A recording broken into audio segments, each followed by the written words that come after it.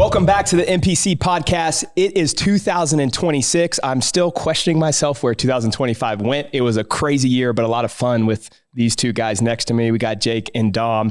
We're going to talk about how to kind of think about resetting your 2026 to make sure you're actually achieving the goals that you want to achieve. And we thought it'd be fun to maybe kind of take a little trip back. I thought it'd be fun. Let's all Jake be honest. thought it'd be fun. I've been making fun of this topic for the last 30 minutes before we started this podcast. Josh said he wanted more fun in the podcast. Everybody just pause YouTube and click something else right now. So no, this will be a good one. I actually have been thinking about the questions that Jake laid out. So what we want to do is kind of go back maybe in time a little bit when we were training more seriously for specific goals in the sport of CrossFit, and give you guys some feedback on what went well and what went poorly on some of the years that we went through that process, and maybe give you guys some tangible information on how you can make it your best year yet. So Jake, you want to kick us off? Yeah, I mean, real quick side tangent is, do you guys actually feel like 2025 was the fastest year of your life? It was very fast for me. But there was a lot of chaos, right? Like, moving up to Cookeville, obviously getting integrated into the team, which has been awesome. Trying to figure out new stuff, the mentorship that we were doing, getting on the podcast, like it was a lot. To be honest, just sitting there at Christmas, I was like, everybody's like, time flies and the cliche, but I was like, it was actually really getting me. I was like, this is really weird. Like, I feel like I was just here. This was the fastest year of my life. So we're going to make this a different podcast actually while you guys are listening to this. One of the things that my wife and I have done for a year, really since our first was born, is every quarter or so, we actually didn't do them as much in 2025, but we would, once we put the kids to bed, we would sit down either on the couch or in our bed, and we just put the phone up and we would record a video.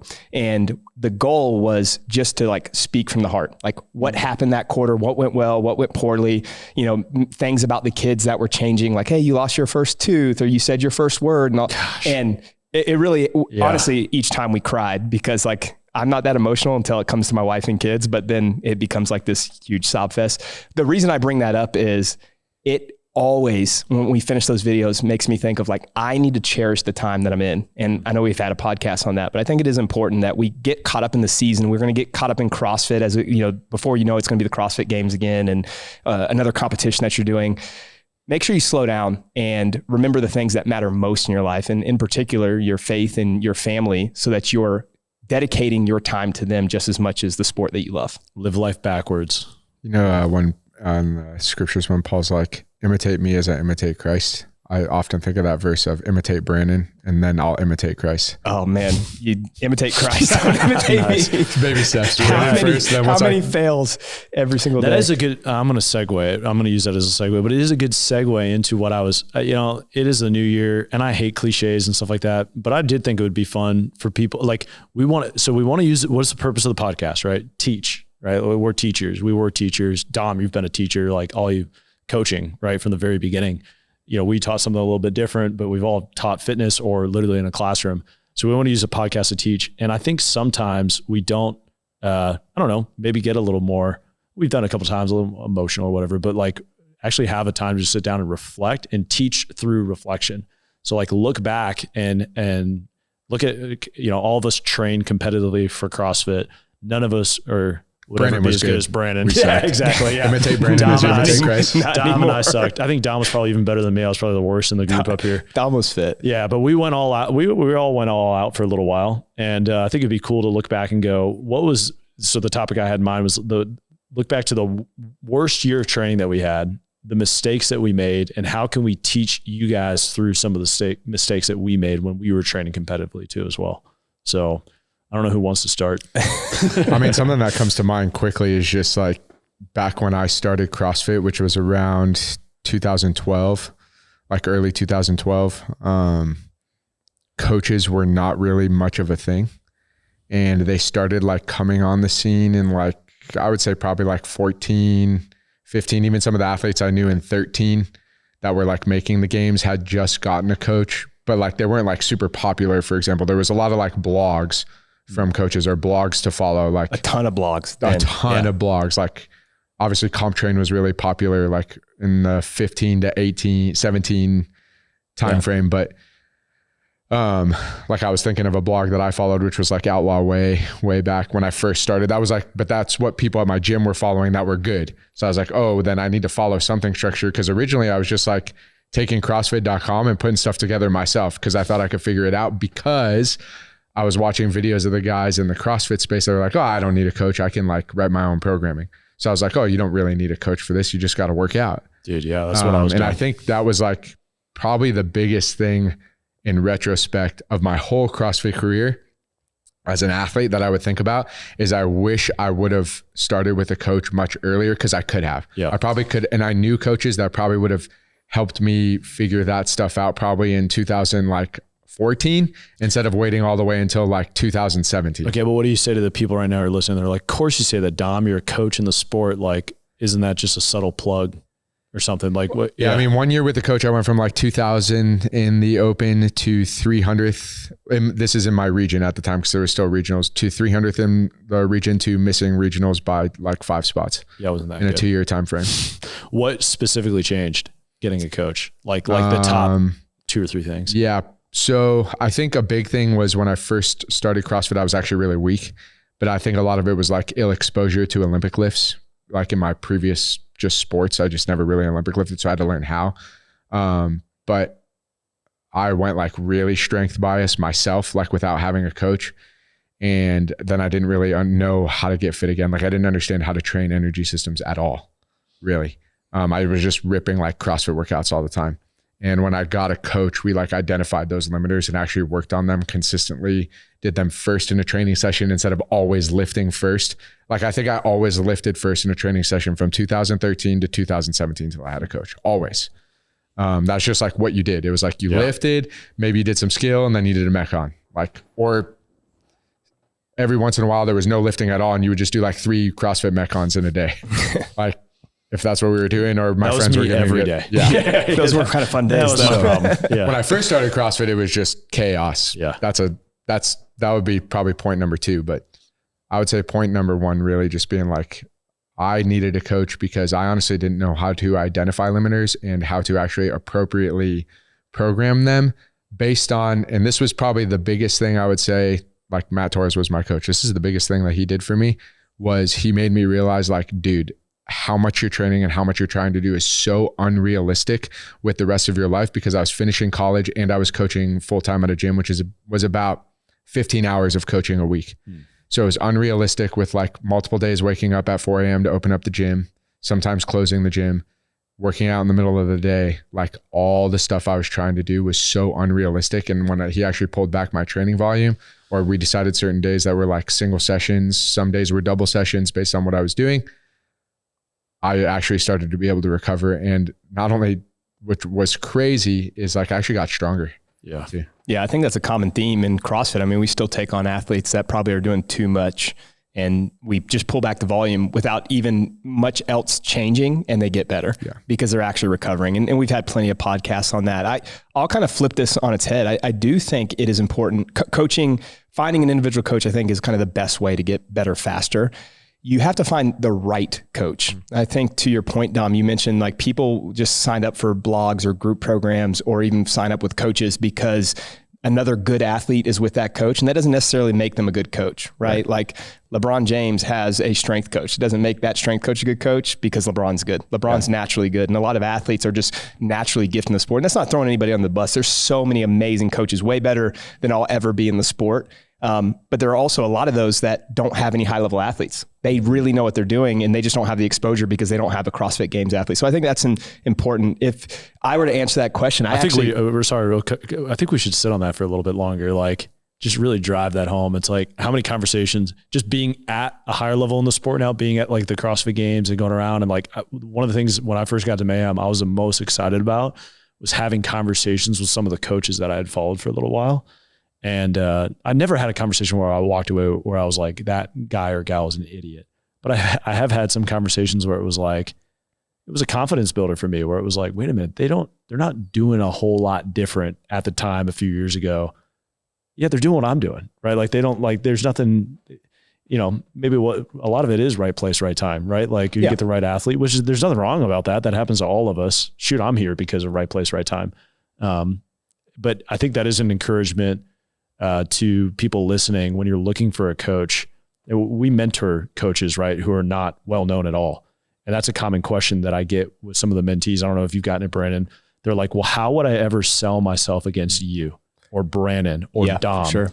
And that's usually the point that I make with them. I mentor a couple coaches that are just as good or even better than me. They're so 100%. thoughtful. Yeah. I review the programs. I was just talking to someone a couple weeks ago and I'm like, dude, this is so good. Shout him out, man. Yeah. Tyson Mayer, he's in Australia. Yeah. He has a Grit Performance out in Australia, a great program. It's absolutely fantastic. He's very thoughtful. His progressions are super creative, but like true science-backed progressions that are going to work for his athletes. And he does a lot of studying too. And I've had other mentees that are just like that.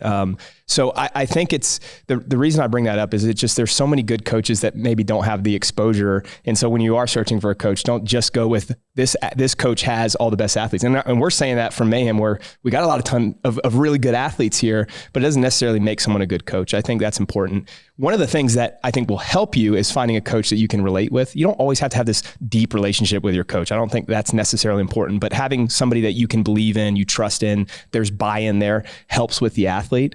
I'll take you to a story because I think my worst training year is actually when I hired a one-on-one coach. So I was writing my own program and I had the benefit of going through the schooling on exercise science. I was a strength and conditioning coach at the time. So I knew the progressions, I knew what the concepts were. And I was a little bit probably more honest than most athletes in knowing what I needed to work on. So I built out my program with the help of others. You know, I had some mentors at the time that I'd bounce questions off of or ask like, hey, I need to get better at my snatch. Like, what are the drills that you're doing? And had a really successful year, qualified for regionals, did well at regionals. I had a couple limitations. I knew I needed to work on them, but I decided to hire a coach so I didn't have to think about that. And through that process of hiring a coach, I don't think that the progressions were bad. I don't think that the structure was necessarily bad, but honestly, the volume was way higher, going back to your point, than I was used to. And I ended up getting beat up, spit out, chewed out, and way worse over the course of that year. And then I took my programming back over, hired someone else that I could trust, and got infinitely better because of that. So I think it, again, not to put a damper on hiring a coach, but it is important finding the right person that knows what they're doing. And it's not just because I hired somebody with a big name and it didn't necessarily work. Well, I do all the intro calls. Connor helps a little bit. So I do sales calls with you guys who reach out, and it does confuse me how much people will pay in full for a year of coaching with Mayhem Performance Coaching, and they don't ask any questions about the coach I'm setting them up with. Yeah, I've always kind of been like, what? Like,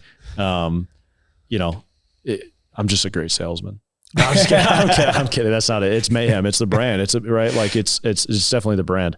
I think that's great practical advice. Like if you're going to seek out hiring a coach, you should be a bit of an interviewer, right? Yeah. Like, what are some good questions you would ask a prospective coach if you were considering working with them? Yeah. Way to put me on the spot. Yeah. This is different for everyone. For me, I should have looked at some training programs because I came from the exercise science background. So I knew what were good strength progressions, what were good skill progressions. And again, my knowledge base was not that large at the time, but I kind of understood the concepts and I just kind of saw what the volume was going to be, how much time I had to put into it. Looking back on it, a lot of it was just copy and paste programs I was doing. I realized I was doing the same thing as 20 of his other athletes. And so that was a mistake on my end. But with that said, I think if you don't have any knowledge in the space, you're simply just trying to build a relationship, asking them maybe about themselves. Like when you get on that intro call or on a consult, you can easily get a feel of if you're going to have some rapport with that coach. Yeah. And that's probably the first step. I would say expectations too. Of course, you guys know I would go that route. Like how often are we talking? Like, and I would ask those questions like around communication expectations, like more so to see if the coach even has a system for it. Yeah. Right. Cause if they go, hit me up when you need me, that's a huge red flag. It's like, I'd run the opposite direction. Right. Because, they don't have good boundaries. It's less likely that it's probably like, they'll hit you up for a little while and then it'll fizzle out and they don't have good systems built around it. That would be my biggest thing is like, cause like you said, it's like relationship. I think we do overplay it some. Like you don't have to be best friends with your coach. In fact, that can almost hurt coaching in some cases as well. But that would be my second tip would be like, ask communication expectations. What's the flow look like? Do they have good systems in place? Even like onboarding process, things like that. Like what are the next steps going to be? Do they have clarity around that? Because if it's more to figure out, is this individual organized? If they're organized, then they're probably going to be organized with their program design as well. Sure. So, yeah. All right.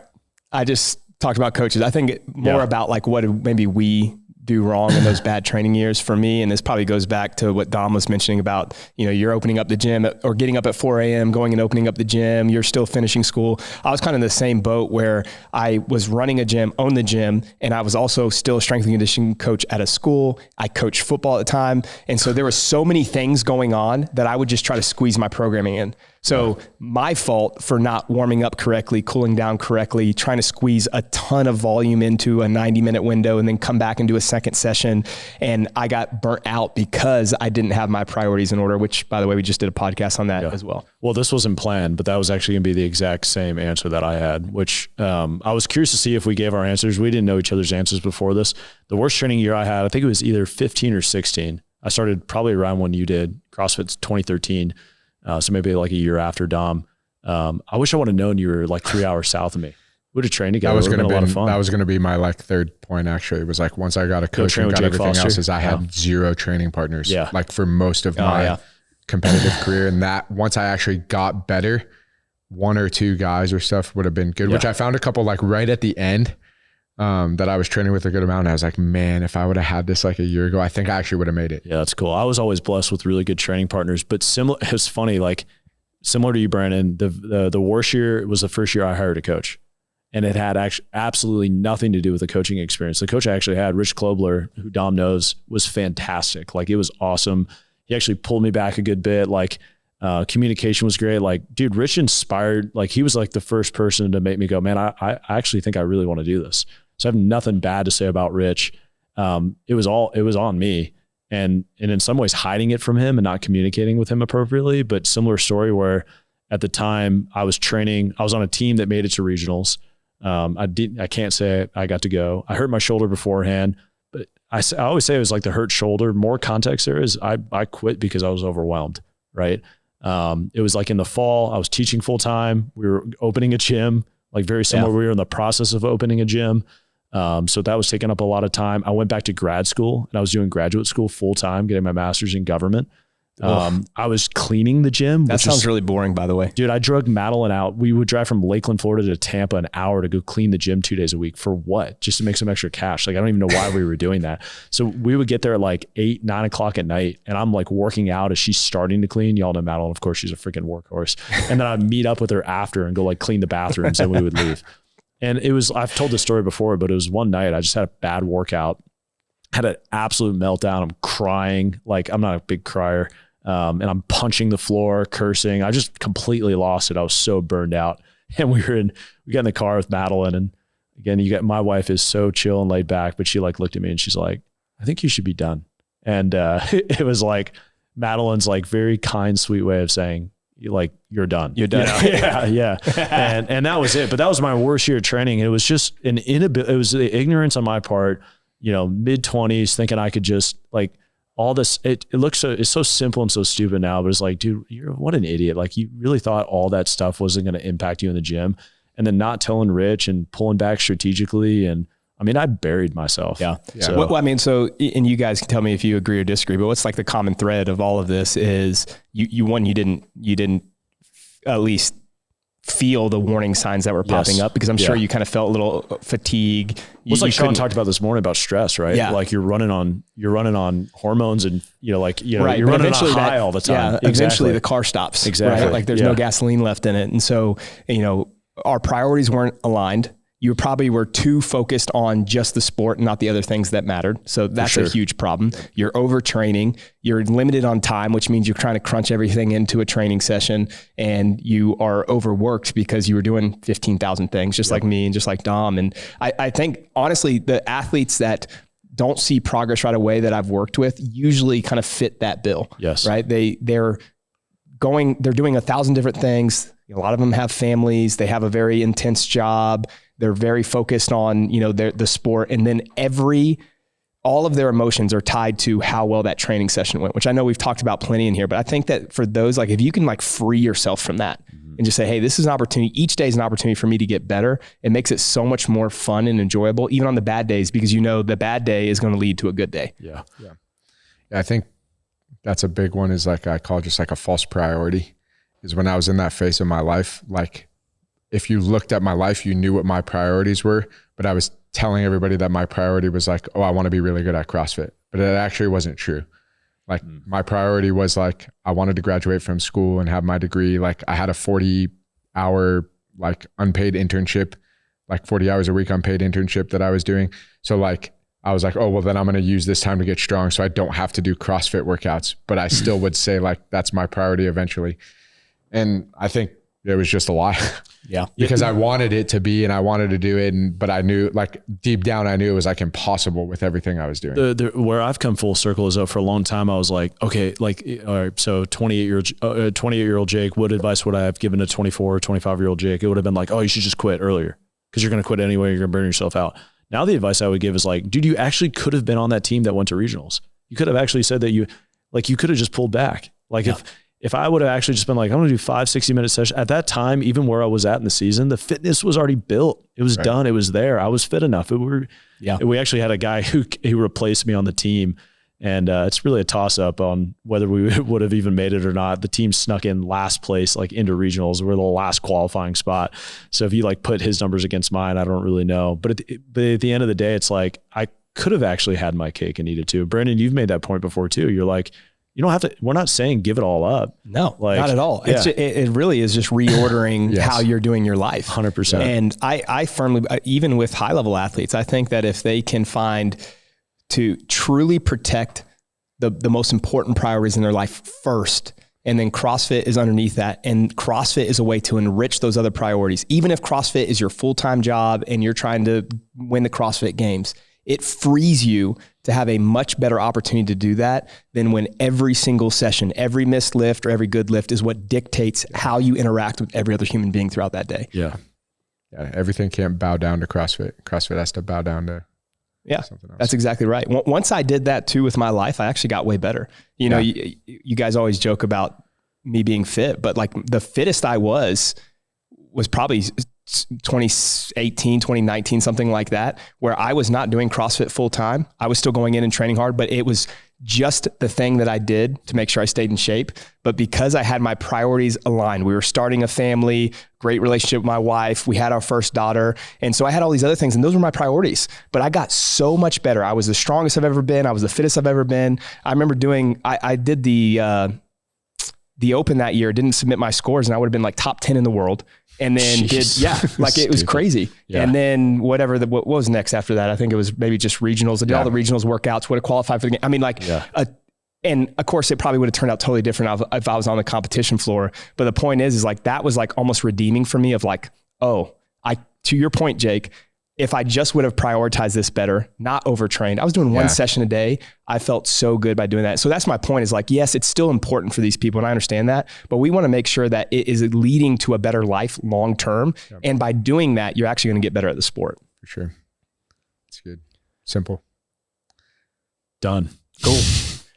Awesome. We'll have a good 2026.